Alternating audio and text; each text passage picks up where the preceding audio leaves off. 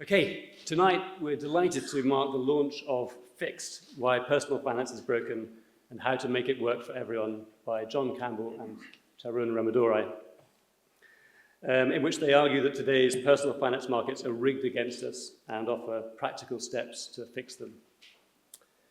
Tarun Ramadorai is a professor of financial economics at Imperial College London. I'm also delighted to say that he will be joining the Department of Finance at the LSE in the new year. He grew up in India throughout the liberalization of its economy and the turbulence of the Asian financial crisis of the late 1990s, which sparked his interest in the interplay between local and global forces in economies. He did a BA in mathematics and economics at Williams College and an MPhil at Cambridge University before his PhD in business economics at Harvard University. Prior to his role at Imperial, he taught at Oxford for over a decade. He's made the use of large data sets central in his analysis of personal finance decisions and institutions, using granular data from a broad range of countries, including low and middle income countries with fast-growing middle classes that comprise most of the world's households. He served in a range of policy and practice roles in addition to his academic work, including serving as chairman of the Interregulatory Committee on Household Finance, constituted by the Reserve Bank of India, visiting scholar of the Economic Advisory Council to the Prime Minister of India, economic advisor to the European Securities and Markets Authority, allocation advisory board member for the Norwegian Sovereign Wealth Fund, and co-chair of the FinTech workstream of the India-UK Financial Partnership. As usual, at the end of the talk, there will be a chance for you to put your questions to Tarun, and I'll let you know when we'll open the floor for questions. At the end of the session, Tarun's book is going to be available to purchase outside the theatre, and he'll be happy to sign your copy at the end. Over to you, Tarun. Thanks.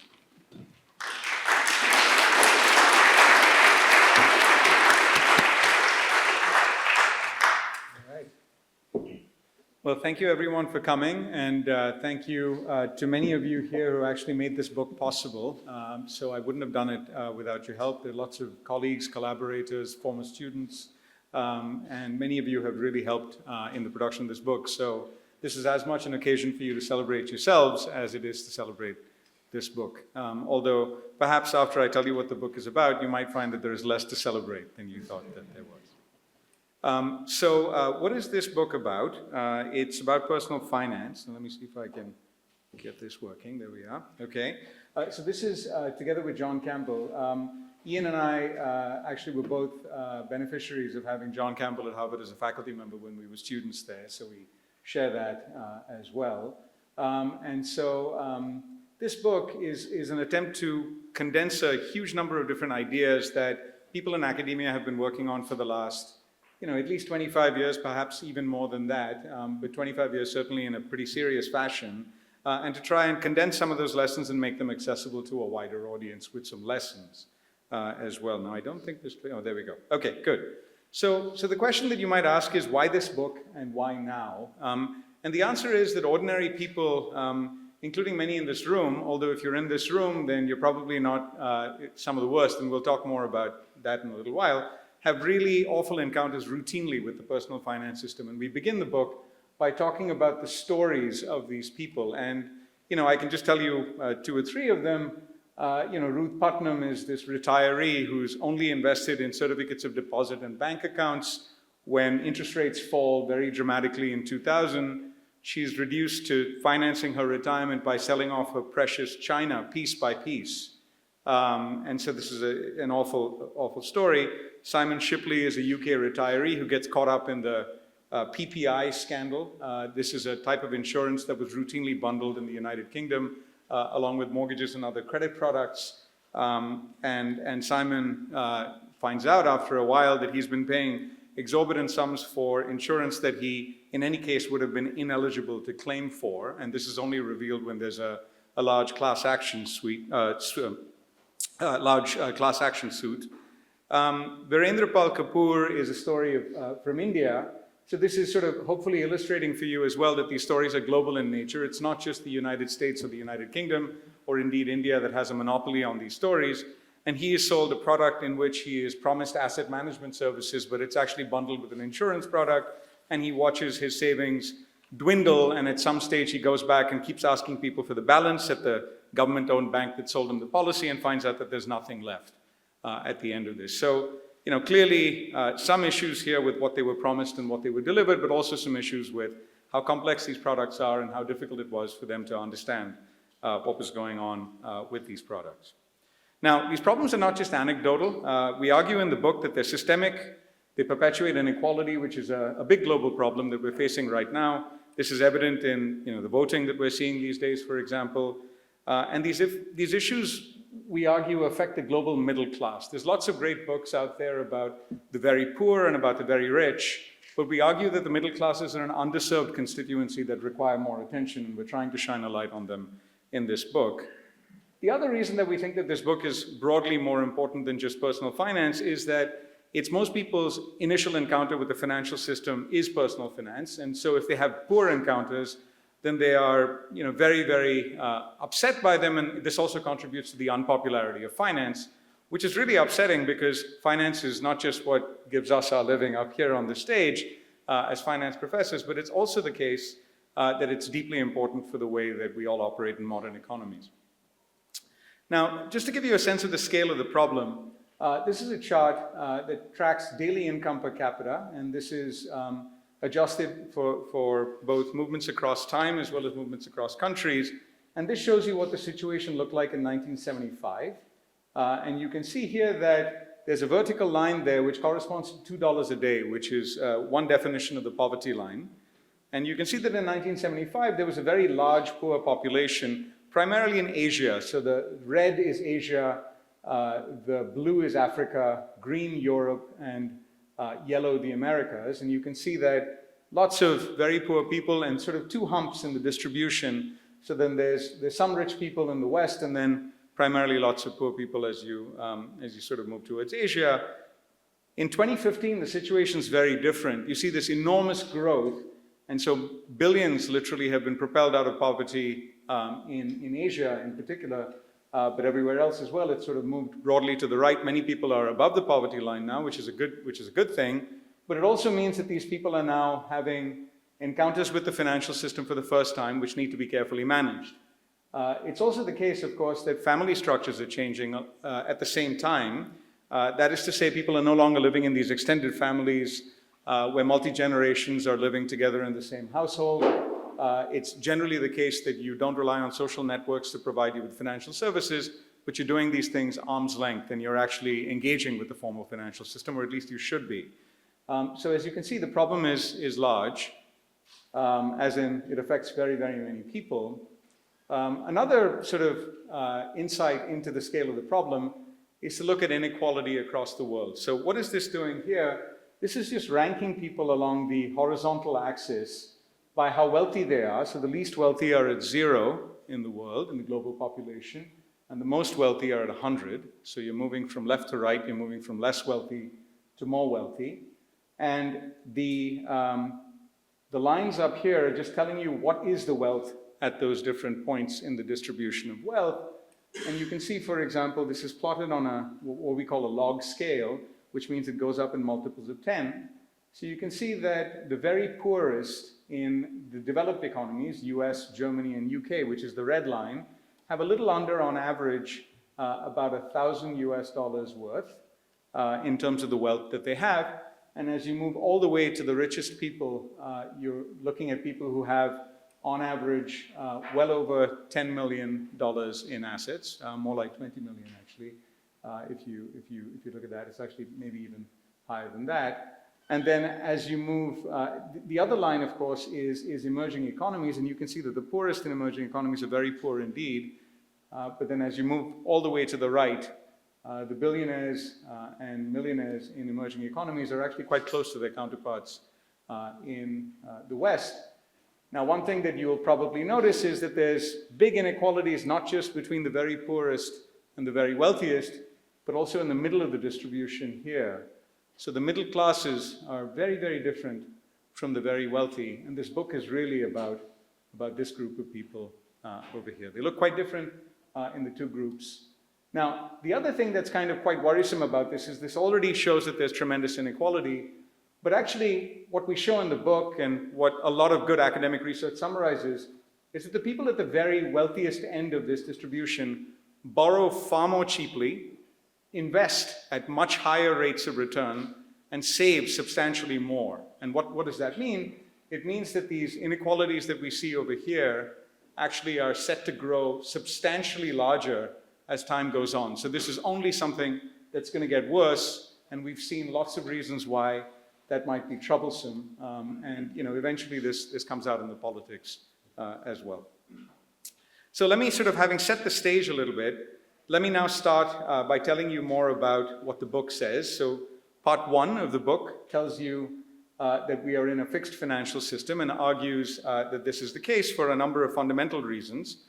The second part tells us what goes wrong in specific areas of personal finance when we make very large investments like buying a house or paying for education, all the way out to small day-to-day decisions like the transactions we get into or our engagement with the credit system. And then part 3 proposes our solution for how to fix personal finance. So of course the title has this double meaning that we are in a fixed system, but then we're also proposing ways to fix this system.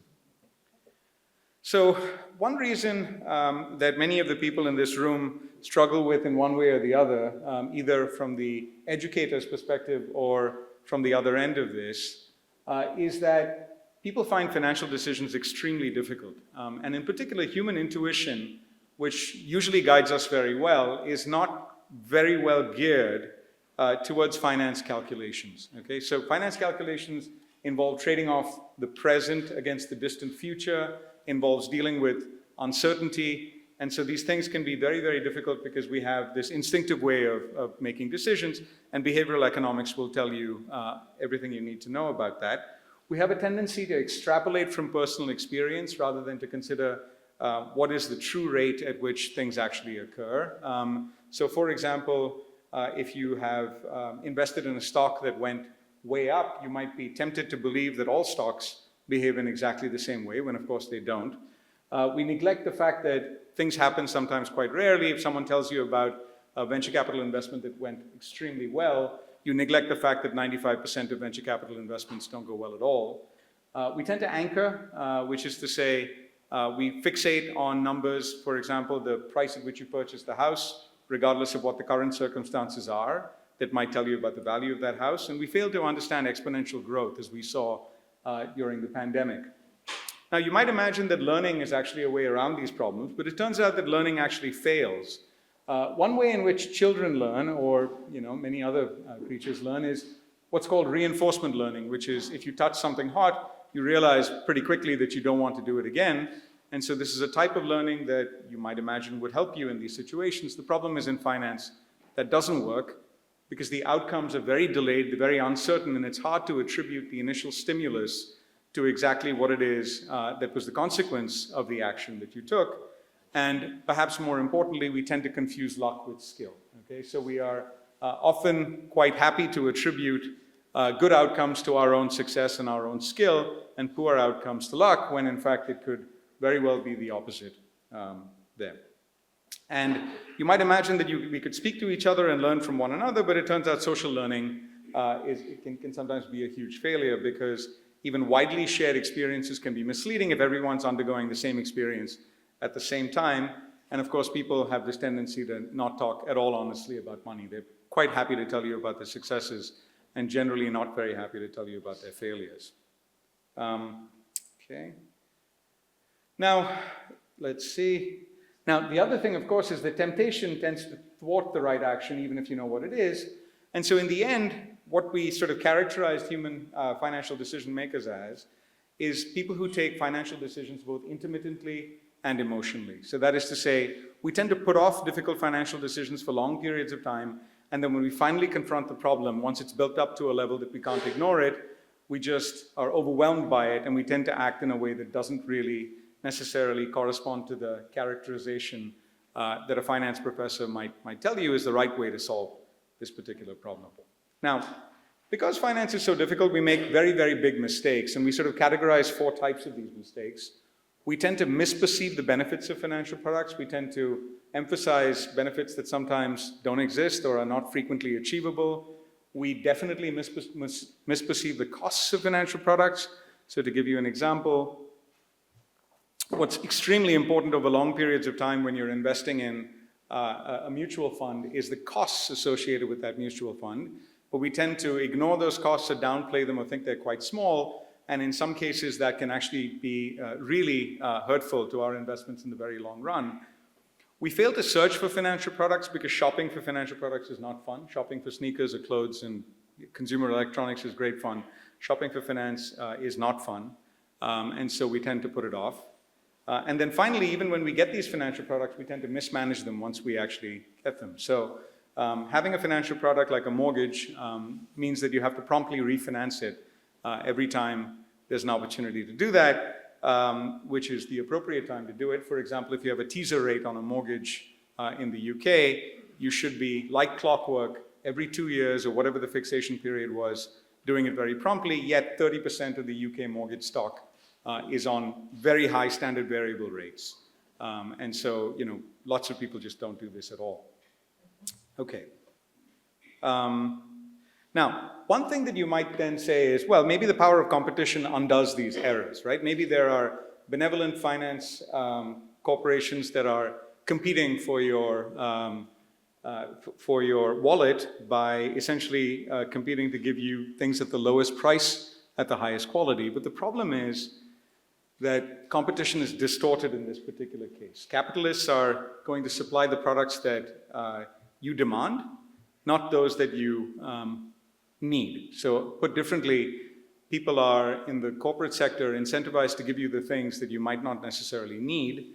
And there's a very important analogy here with unregulated medicine that we draw out in the book, which is for a very long time, until the turn of the century, medicine was unregulated. So it was very difficult to tell a real practitioner from someone who was selling you snake oil. And so what's happened in that sector is that you can now go with over-the-counter products into any pharmacists and then pick up, for example, ibuprofen or paracetamol. You can get the branded version or you can get the non-branded version. You know exactly what to do with it. It tells you exactly on the tin that you take 2 tablets and take them at a particular frequency and so on and so forth. And there are other bits of medicine that you need a trained practitioner, like a doctor or a surgeon, to prescribe you before you can actually take them. Finance has lots of similarities with that, we argue, but it's not regulated in quite the same way. Now, instead of competing to reduce prices and increase quality, suppliers engage in unproductive competition. So advertising, I'll show you some examples of this. You probably have seen that when an area rises in price, it's littered with branches of estate agents, which are essentially wasting a lot of money to try to get you to buy as much real estate as you can possibly have. There's also active obfuscation, complexity, bundling products to make comparison shopping far less easy. And so here's 2 examples. That is what tobacco advertising used to look like in 1916, all the way until about 1935 or 1940. So there's a chap there who says, yes, I'm a doctor and I advise the smokers among my patients to smoke Girard cigars. In fact, I smoke them myself. Not for long. And then, of course, you can see here, you've probably seen these ads. They've been ubiquitous every time you go in. Missed, what was it, Dogecoin? What about Floki Inu, all right? Which was some kind of meme coin. But of course, there's all these adverts that are essentially encouraging you to get as much of an unproductive investment as you can possibly have. Okay? Now, the other problem is, even if you're savvy and you're very able to sort of see through this, there's a worrying fact, which is that your good deal can actually be someone else's bad deal.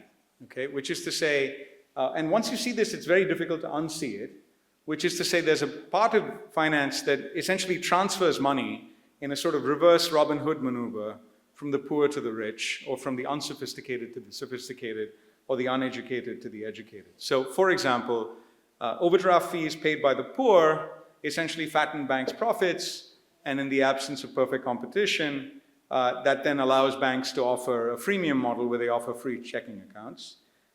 Credit card late payment fees subsidize the high-end rewards that many of us enjoy when we're off on our holidays with the British Airways Amex card. Ethnic minority mortgage borrowers refinance slowly. There's plenty of good evidence for this, and pay higher rates, and then that sort of lowers mortgage rates for all of the other people who are very prompt at doing this.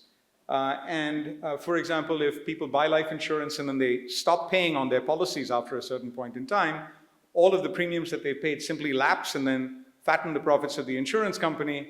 And so those who can pay premiums regularly actually then pay lower premiums because of the fact that there's some of this pass-through.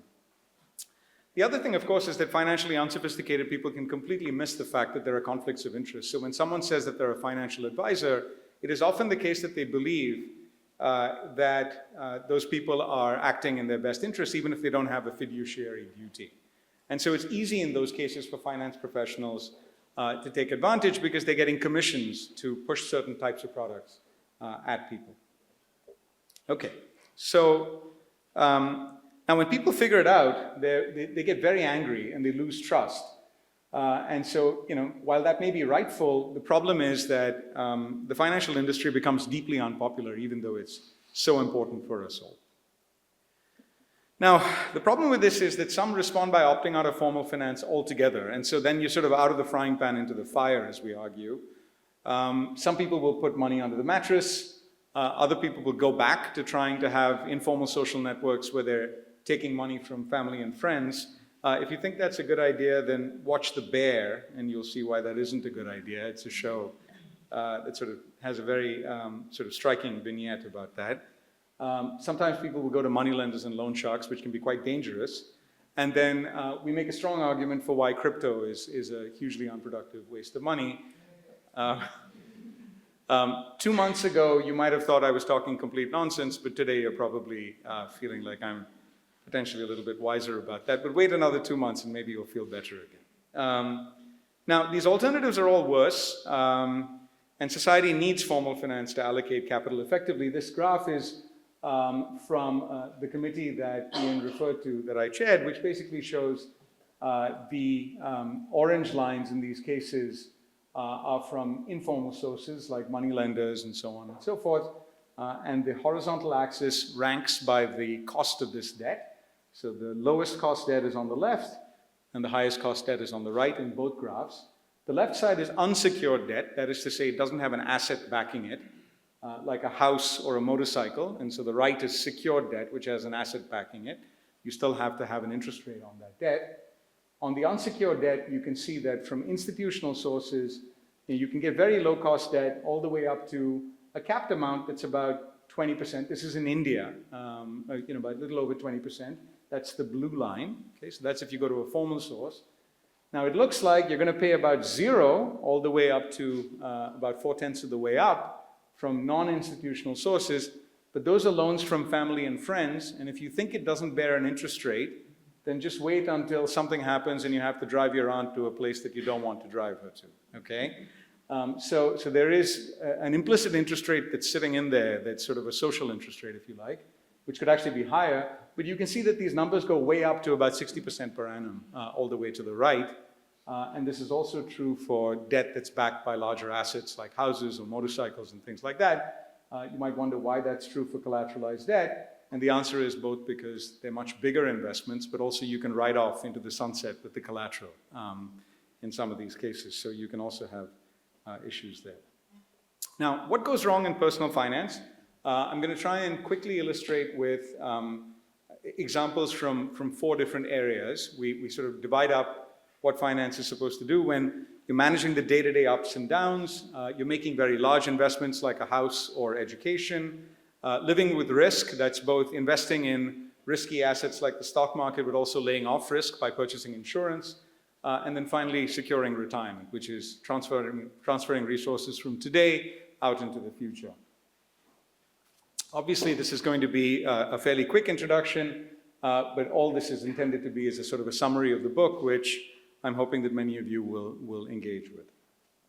Okay, so for many people, volatile income and limited savings create enormous financial vulnerability. And one way to see that is in this graph over here, which we draw from the official household surveys of a number of different countries. The US is on the left, there's the UK, and then you can see Germany, China, India, Thailand, and South Africa. So this moves from sort of very advanced economies to economies that are still growing very fast on the right.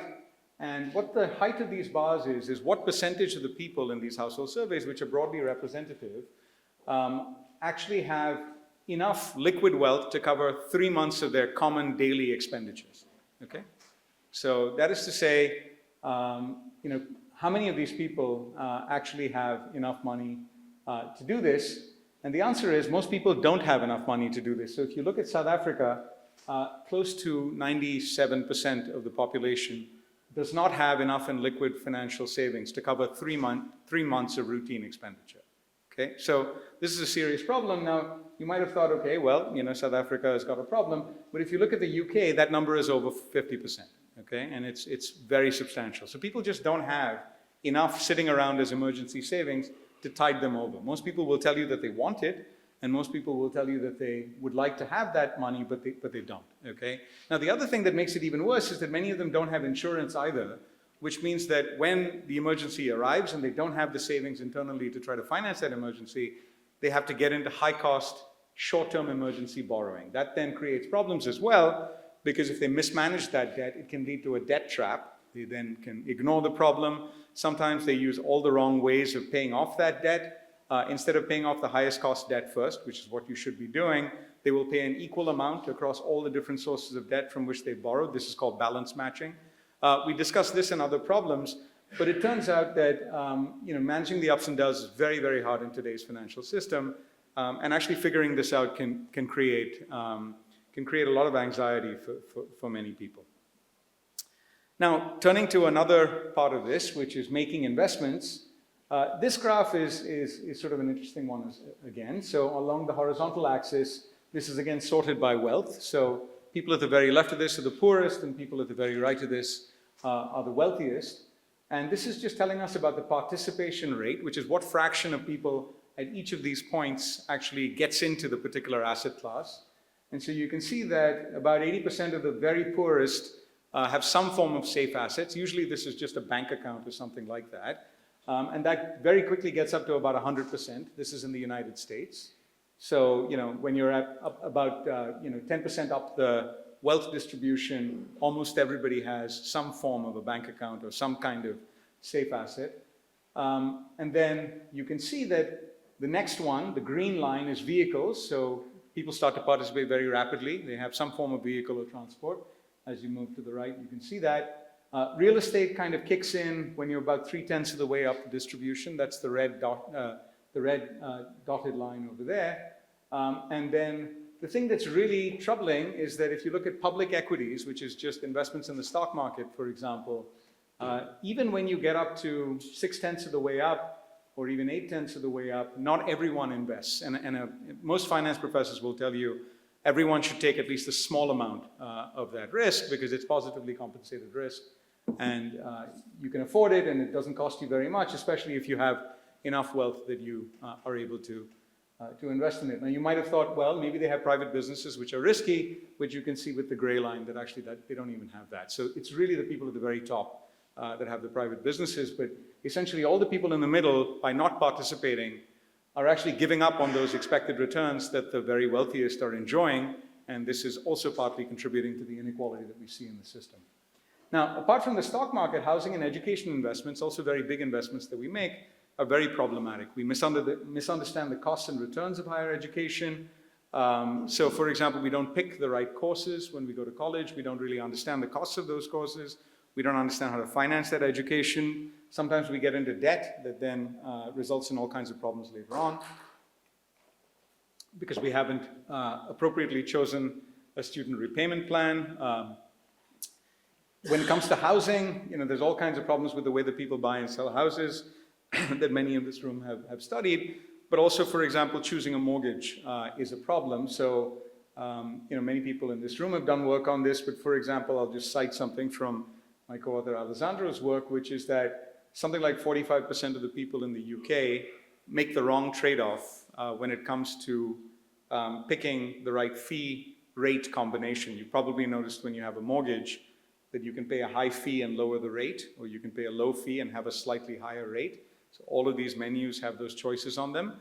And it turns out that most people are sort of lured in by the idea that if I pay a high fee today, I have a very low rate going forward.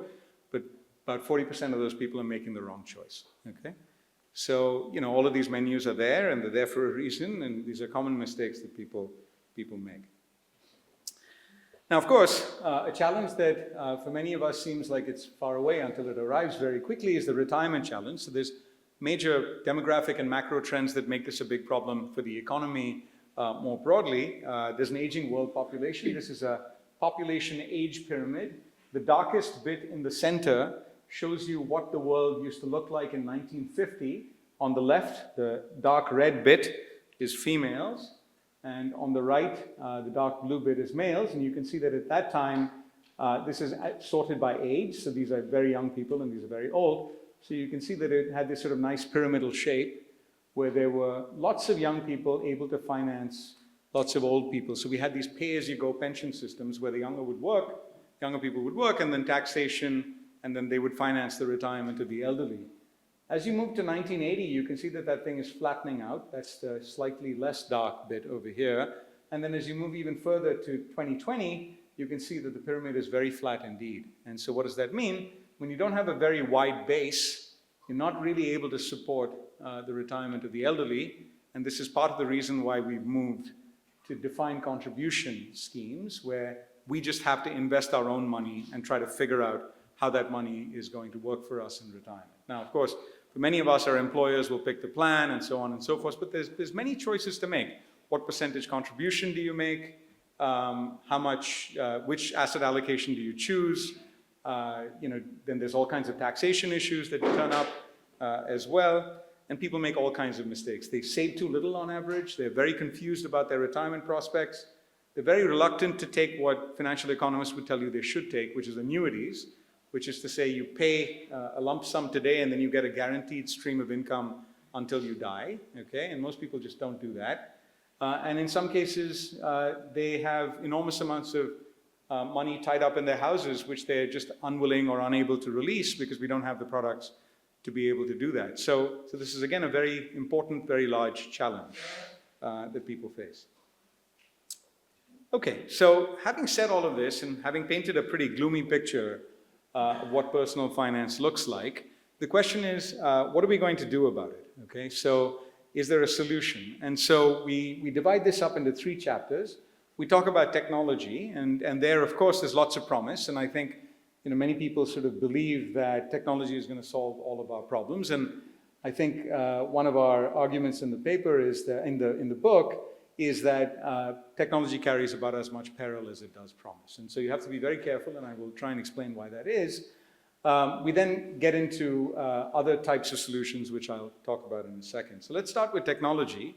We can also talk about financial education and nudges. But so if you think about technology, the great promise of technology is that it's going to lower costs for everyone because you don't have expensive humans doing things. You have sort of cheaper computers who are fast and smart and can take lots of information. And it also allows you to customize. If you talk to ChatGPT, and many of you probably do, it will give you all kinds of very tailored solutions to your specific circumstances. I mean, some of that is going to be garbage, but you have to learn how to ignore that and move on. And so all that is very exciting, and we do believe that it has enormous amounts of promise. But again, the problem that we have with the way that technology operates is that it tends to favor more educated people over less educated people. And so therefore, it could even exacerbate the problems that we have in our current system even more. So it's not a solution that's likely to work for everybody. It's the type of solution that's only going to work for some people. It can also be used very effectively by the financial sector to do things that you might not want them to do. For example, to target weaknesses. So stock trading can be gamified, make you, feel like it's a very attractive thing to start churning your portfolio, and you have a shower of confetti every time you do well on your screen, which was, this was Robinhood. This was a real example. This is what they did. Crypto scams are another one. So there's lots of fraud, and so there's good work here by Vimal in the room. It's also the case that data privacy becomes a big issue. So you give away a huge amount of your personal data every day, and that data can actually be used to figure out very precisely whether you're the type of person who promptly manages their financial situation or is very sluggish, and you will therefore be sold products of a particular kind depending precisely on whether you're one type of person or another, and this is known as price discrimination. It can also be used to evade regulation, and this is not just decentralized finance, but also for many other things. For example, the deposit insurance limit in the UK has just been raised from 85,000 to 125,000 pounds per bank account. That sounds great.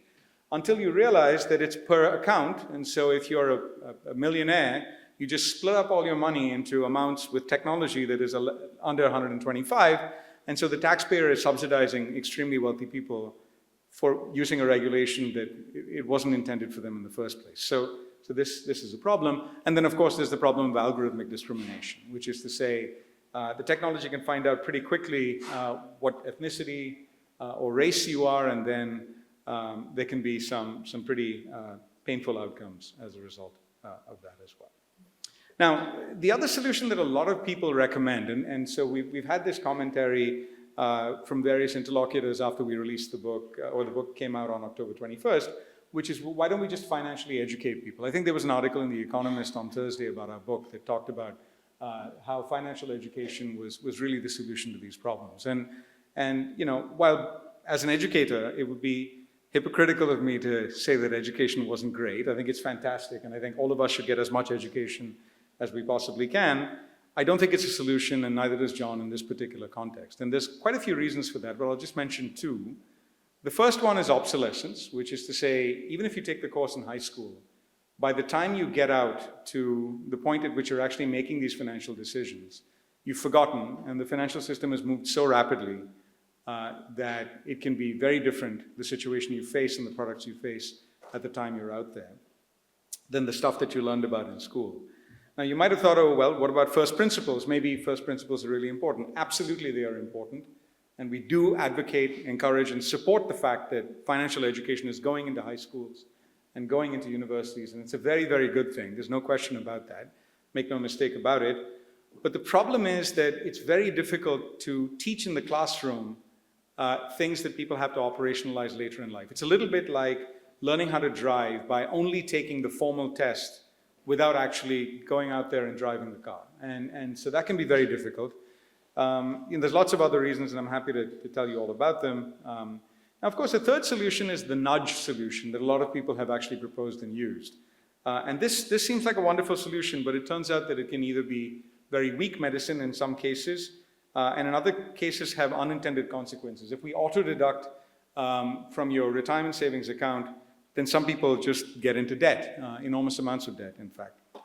So what we sort of advocate in the end is that we should put the burden of effort back where it belongs. We should ask governments to do the hard things, build financial infrastructure, improve disclosures, act on complaints. They should intervene where necessary. They should be willing to name and shame if necessary as well. Use the tools to do things like change prices, reduce costs to providers for providing the right kinds of goods, and improve access to the products that we think are beneficial.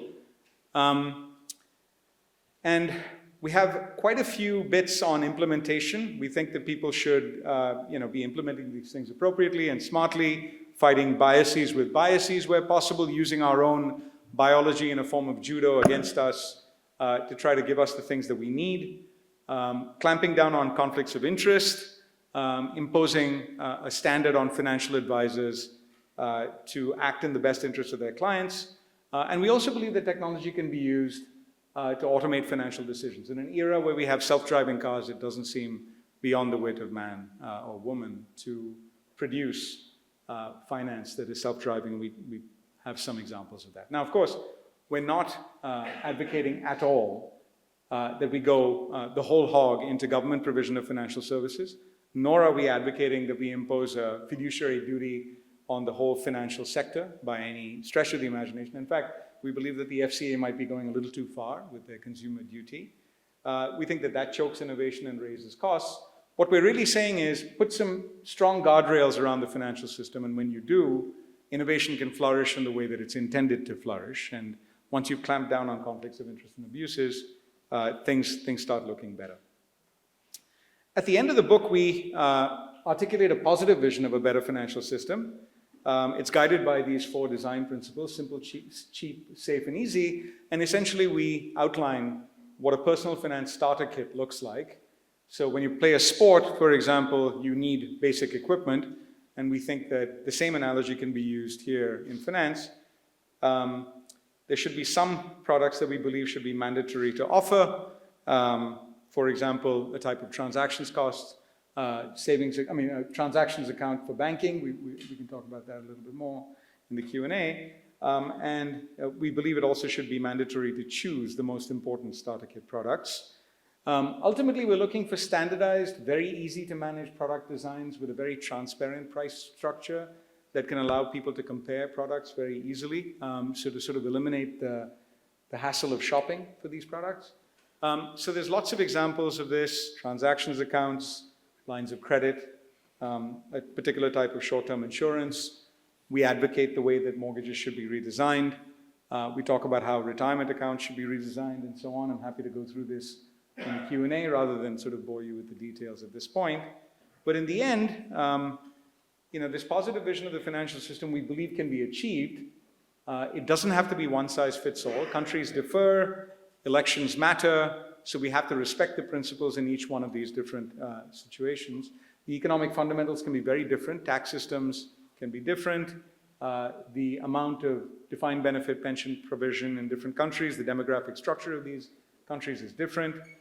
Some countries are more familiar with banks and some are with markets. That's also something that needs to be taken into account. And of course, cultural attitudes to personal finance can be extremely different across countries as well. So we don't believe that one system fits all, but we ultimately end by saying that problems in personal finance are very serious. They're really the kind of coalface where people are encountering these things every day, and it turns out that it can undermine support for capitalism itself, and we should be very wary of this, and we should not neglect these problems.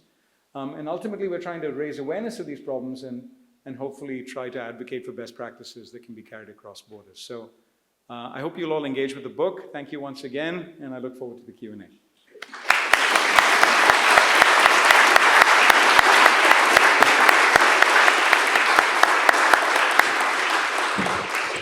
Is this working? Can you hear me? Okay. So we'll now open the floor to questions from the audience. If you could raise your hands, and I will select questions in batches. Could you state your name and your affiliation? And we're particularly keen to hear from LSE students and alumni. Yeah. Do you want to go ahead? Yeah. Nicholas Beale. Tarun, thank you very much. That's a terrific introduction to what I'm sure is a terrific book. I'm slightly worried about the implicit assumption that the main objective function is to reduce inequality. I mean, inequality might not be a good thing, but it's certainly not the only issue in economics. And there is clearly a tension between saying you want people to invest in businesses, you want sort of dynamism, and then you say, well, inequality is horrible. But I guess my question is, might it not be possible to persuade, say, a couple of banks to offer some of your basic products and essentially say to the market, look, we've got some products that everyone can understand that are recommended and safe and simple. If our competitors aren't prepared to offer you these products, draw your own conclusions, because I'm not sure the governments are really going to push this, but maybe you could persuade a couple of players to actually do this for you. Thank you. Well, I mean, let me actually ask a question of my own as well to add to the list. I was struck that some of the issues you raise seem potentially considerably easier to deal with than others. So, for example, if you think about requiring maybe mortgage lenders to always issue mortgages on a fixed template so that it's easy for people to compare, I think that's quite easy to imagine that being a fairly low-cost thing that would make comparability easier, understanding easier. Others seem much harder. So you give examples of these sort of unfortunate cross-subsidization equilibria, basically, where, ill-informed, often poor people are essentially subsidizing well-informed, generally rich people. And I think in some cases you would ideally want to move to a sort of pooling type equilibrium where we're all in it together, but the consequences and the difficulties of trying to predict what a shift in equilibrium looks like, it seems hard. It also seems politically hard and controversial. And so I would be kind of interested to know if you have a sort of wish list in mind. If you're Rachel Reeves, which of these issues for you is first priority, and so on. Yeah.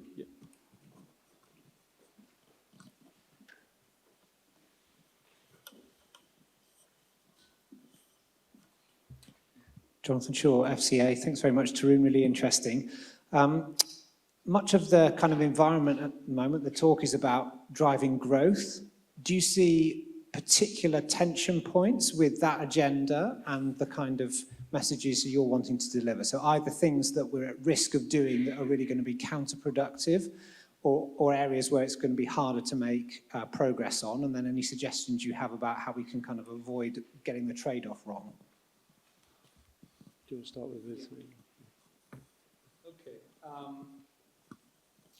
Wow, thank you very much. Great questions. Can you hear me? Is this thing on? Yeah? Okay, great. Right. So let me sort of start with the second question first, which I think is, so your second suggestion, shall we say, is that perhaps we could persuade banks, or at least a subset of them, and if there was enough take-up of those products, then perhaps we would then declare that this was a good model to follow. And I think that's precisely the problem that we're facing here, which is to say, it is very difficult to get people to adopt a new product in this market because they're so inert in many cases. They don't even know what they don't know. In some cases, these habits of going to my local bank and just picking up whatever it is that my guy, who has done this stuff for me for 20 years. And so that adoption problem itself is the difficult thing. So persuading banks to do this is about asking them to find a way to distribute and market products that are good. But as I've argued, and as John and I have argued in the book, people are fighting against their biology to do the right thing. And so even if you created a good product, it's not entirely clear that you'd get the kind of adoption you need in order for that to happen. So another way to say that is that the financial system, or the personal finance system, has a lot of market power embedded in it, which is to say there's a lot of room for financial services firms to raise prices well above the point at which they're covering their costs, and they can still manage to keep a whole bunch of people around. Now, the other thing, of course, is that in financial services, there's no such thing as patent protection. So what does that mean? It means that even if you generated a beneficial financial innovation through this source, it would be extremely easy for anybody else to copy it and then move it along in a very fast way. What does that mean? It means that all of the expenses that you had to market it in the first place and distribute it are not things that you get to enjoy because someone else can swoop in and take your lunch. Okay? So this is precisely the reason why we believe that government action is necessary to solve these problems, because it becomes very difficult, even if you had these, this sort of small group of people that was prepared to do it. In the first place, we're not quite sure you would get the change in the entire marketplace that we would like to see.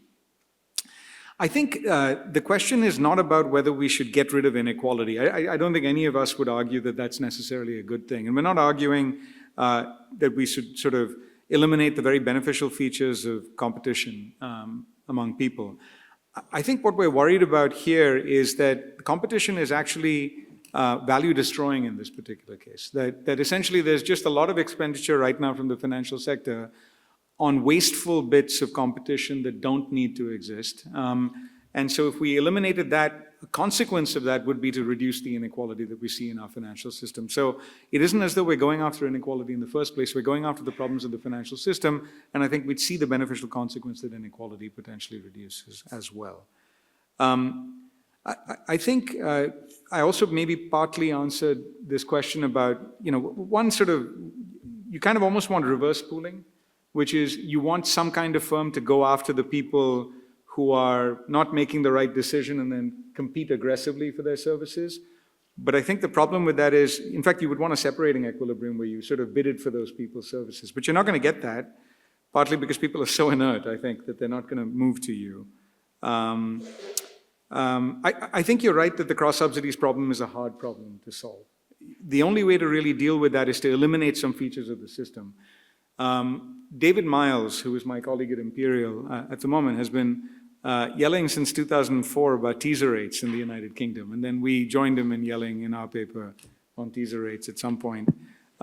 Eliminating mortgage teaser rates is probably a good place to start. If you could do one thing, I think that's probably a pretty good one to do, given that it has such a big impact. And this kind of leads quite nicely to Jonathan's question, which is that the current agenda seems to be to drive growth. There's something a little bit worrying about the tendency of governments to try to drive growth by eliminating financial education. Eliminating financial regulation. And this seems to be the playbook very often, which is we're not going to take the hard fiscal decisions to drive growth. What we are going to do is we're going to eliminate financial regulation. And if you do that, then we know what happens. Risks build up in the system and then you create problems. So it seems like it's often the case that the accelerator is being pushed in the wrong place, is sort of one thing that we would argue in this particular case. But the other thing that I think is important to recognize is that we think that financial regulation is a little bit backward looking. Financial regulation right now, much of it, especially in the United States and also here, has been built up in the system as a response to a crisis that happened, which was the financial crisis of 2007. So much of the financial regulation we see today is from Dodd-Frank in the US. And a lot of that has built up regulatory junk in the system. And we believe that it's simultaneously sort of not very good because it's trying to solve a financial stability problem by dealing with personal financial regulation. And that doesn't seem like a good way to go about doing things. What we're saying is maybe you should dial back on some of that stuff and have regulation be more forward-looking to drive growth, which is to say, clearly template certain categories of products, features that make sense, and ask the financial system to innovate within the guardrails that you give them. You could drive growth if you just cleared away all of the wasteful expenditure in the system, is another way of thinking about what our manifesto is basically putting out there. Thank you.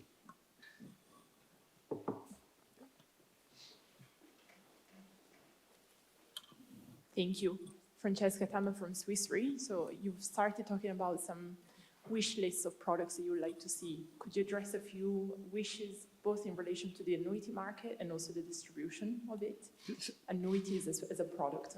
So wishes that you would like to see being addressed. Also, perhaps in terms of the distribution, you talked about a learning kit, maybe goes in that direction. Thank you.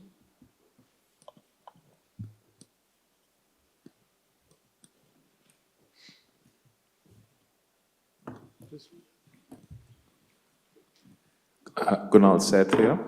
Tarun, just wanted to understand your take on the AI impact in two areas. One is on the workforce of how I think everyone is talking about the income generating people, how they're going to go about it, and where that will lead moving forward. And the second thing is the finance industry in a position to enforce enough regulations with AI banks, AI insurance companies, and other areas which will be impacted heavily with the AI roadmaps that are being rolled out now?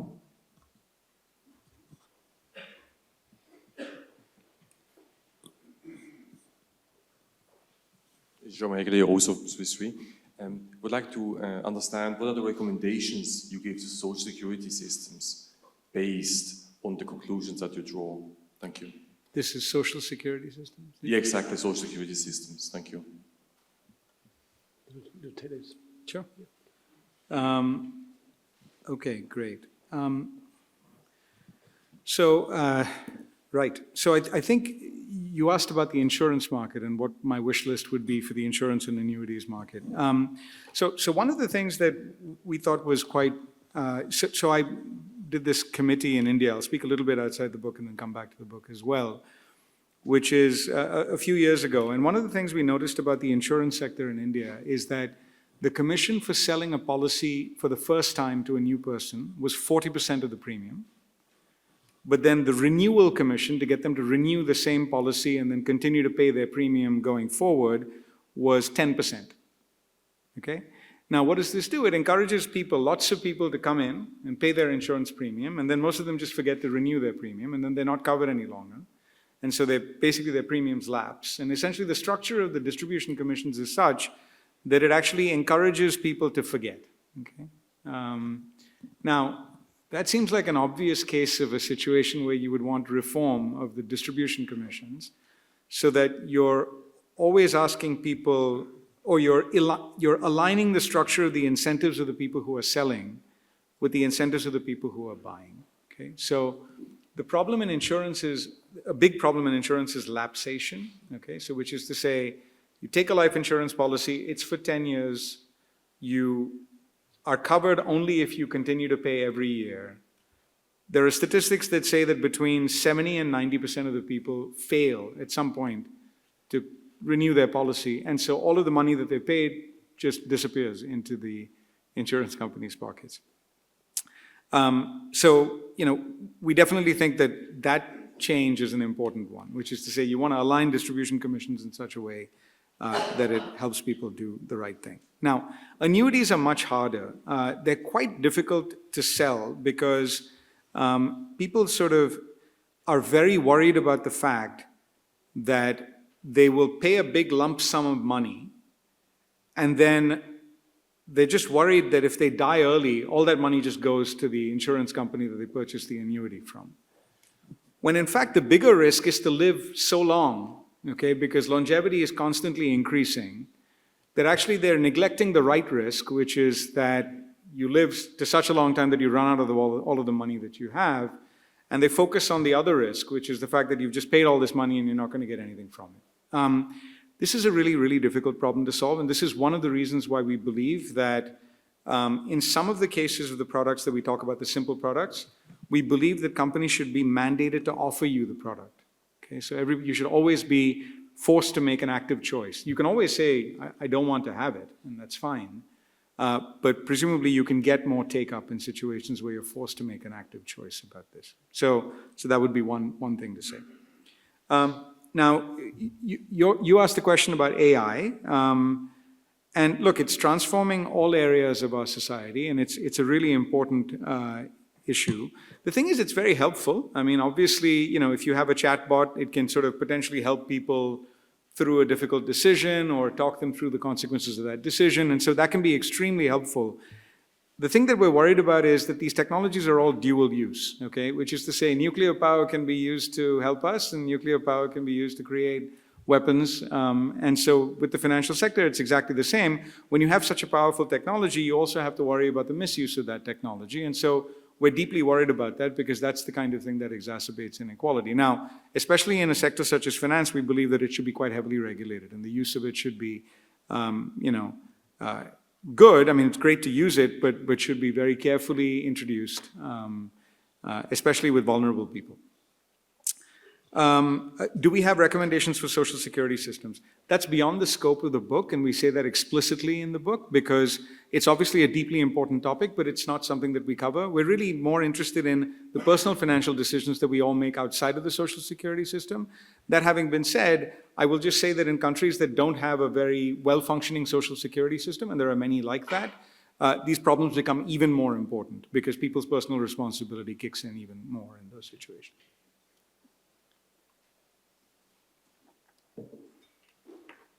Yes.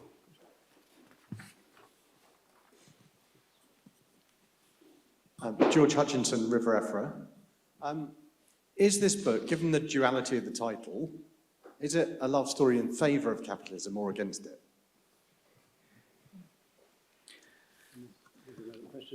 Question in the third row. Yeah, thank you. Hi, Tarun. I, as you know, work for a bank, so I just wanted to present somewhat of a defensive view that, we are highly regulated. There is lots of proving that we need to do on the models we use, the technology we use, the AI we use, and they're all driven towards having equal outcomes and achieving fair outcomes, treating customers fairly, all those regulations that we have to manage. So despite that, we seem to be getting things wrong. So if you had to give one message to the banks of this country in particular, what would that be?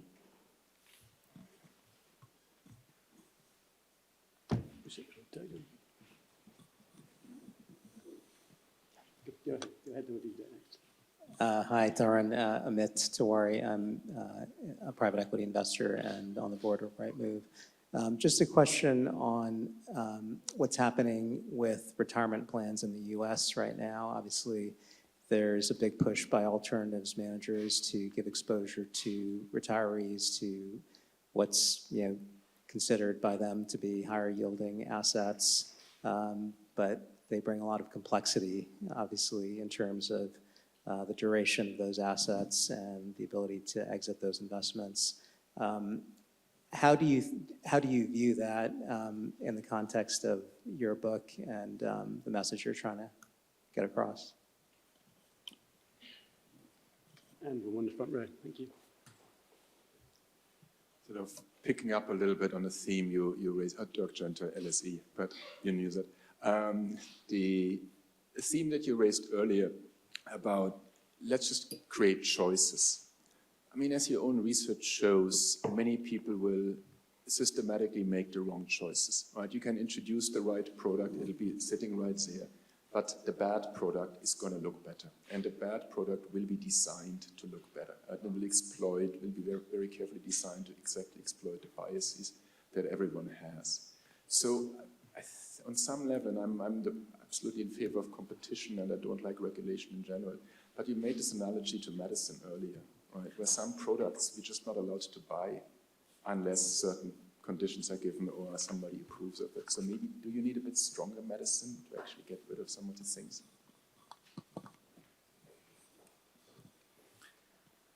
Okay. Good questions. I'll need a drink after these questions.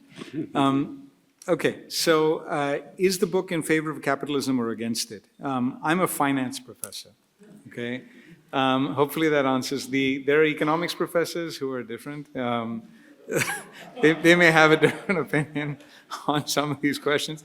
I am entirely in favor of capitalism. I'm not against capitalism. I think a way of thinking about what we're saying here is that we believe that the energy of capitalism is going into the wrong things right now. I think that's probably a good way of thinking about this. I think when we first set out to write this book, we said, in the domain of personal finance, can we write a book that is allowing us to say, maybe we should save capitalism from itself a little bit in this particular domain? And so what is the book trying to argue? It's trying to argue that the energy of capitalism has been diverted towards exploiting people's human weaknesses rather than innovating to deliver the best possible quality at the lowest possible price, which is really what we should be after.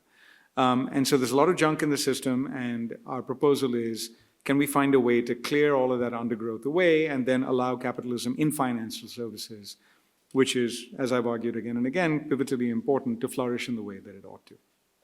Okay. Now, Purnima, I think you raise a good point. It is absolutely the case that the financial sector is heavily regulated. I think what we argue in the book and what we've argued subsequently in public forums is that it's regulated in the wrong way, which is to say, for example, let me take, I don't want to sort of, the FCA is a terrific organization, but I will use it in this particular case. They have a consumer duty, which is broad and very diffuse, and it's also backward looking, okay? Which is to say, essentially a different way of saying this is, do the right thing, and if you don't, we'll figure it out afterwards and we'll come and punish you.